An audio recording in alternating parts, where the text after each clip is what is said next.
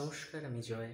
আজকে আমরা major scale যেটা কিভাবে তৈরি হয় সেটা গিটারে বলুন বা হারমোনিয়ামে বলুন বা কিবোর্ডে বলুন কিভাবে তৈরি হয় সেটা আমি শেখাবো।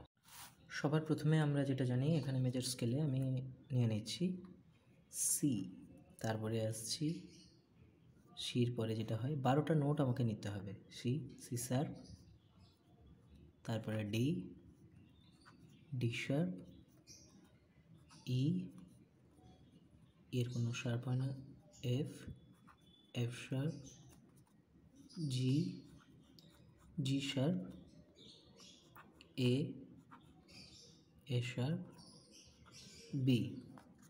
দেখুন এখান থেকে এটা 12টা 1 2 3 4 5 6 7 8 9 10 11 12 12টা নোট আমরা নিয়ে নিয়েছি। তো এবারে সর্বপ্রথম হচ্ছে যে বির পরে কিন্তু আবার সেই সি আসছে, এটা রিপিটে চলতে থাকবে। এবারে হচ্ছে আমরা এখানে একটা মেজরের একটা ফর্মুলা আছে, সেটা কি না, আর ফর রুট,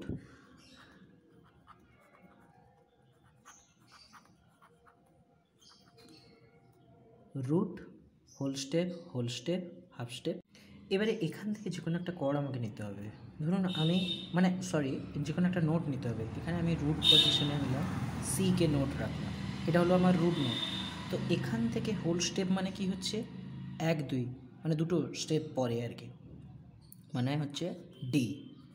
তারপরে আবার দেওয়া আছে হোল স্টেপ মানে ই, তারপরে আছে হাফ স্টেপ মানে ই থেকে এফ, এফ।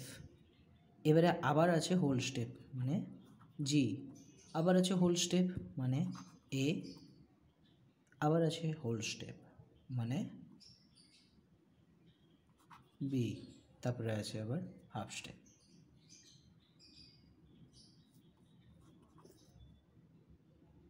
ঠিক আছে, এরপরে দেখুন যেটা দেখা যাচ্ছে যে এখানে আমি এই নোটগুলো পেয়েছি, যেটাকে আমরা বাংলায় যদি বলি তাহলে হচ্ছে যে সা, রে, গা, মা, পা, ধা, নি, তারপরে সা, পেয়ে গেলাম। এইবারে হচ্ছে যে যেটা হচ্ছে যে আমাদেরকে কোনটা কি কর হবে। এখানে দেখুন, এখানে যখন সিতে যখন কর ধরছেন, যেটা গ্রুপ কর হচ্ছে, বা সারে গামা পাদা নিশা, যেটা যখন হারমোনিয়াম বা কিবোর্ডে যখন তৈরি করা হচ্ছে, তখন এটা কিন্তু মেজর থাকছে সি, তারপরে ডি হচ্ছে মাইনর, ই হচ্ছে minor, F major, G major, A minor, B minor, then আবার সি।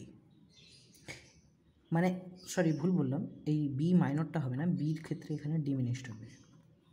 ঠিক আছে, একটা জিনিস খেয়াল রাখতে হবে যে 1 2 3 4 5 6 7, এই যে 1 4 আর 5, এটা হচ্ছে মেজর রুটের ফর্মুলা।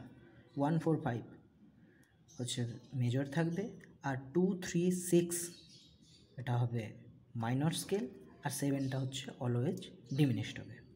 আশা করি ভিডিওটার মাধ্যমে আপনাদের সবাইকে বোঝাতে পেরেছি। ধন্যবাদ।